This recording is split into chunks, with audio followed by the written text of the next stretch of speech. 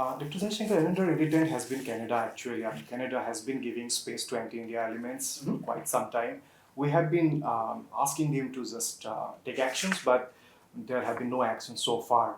Uh, Last week, we saw a parade in Ontario that featured our PM in a very offensive manner. So how do you deal with Canada actually, the problem emanating from Canada? Are we running out of options there? What are the options that we are left with?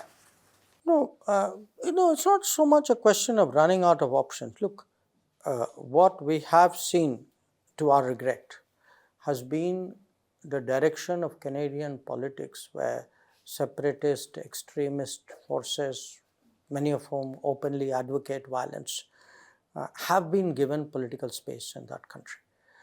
And there are people in positions of prominence today in Canadian politics who actually espouse that kind of separatism and extremism. It's I think a problem from which we have to face up to. We cannot, for the sake of good relations, overlook that. Now, whenever we have taken it up with the Canadians, and it's not a new issue, it's been going on almost for 10 years now. They keep saying, oh, we have freedom of speech. Now, we also have freedom of speech in our country.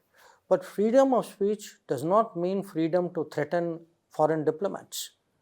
Freedom of speech does not mean the kind of positions, and the kind of activities which people in Canada are doing, which does harm to our country because of its support for separatism. And freedom of speech doesn't mean, this kind of space which is also given to people, of very dubious background, people associated with organized crime and so on. In any rule-based society, you would imagine that, you would check people's background, how they came, what passports they carried, etc. If you have people whose presence there was itself on very dubious documents, what does it say about you? It actually says that your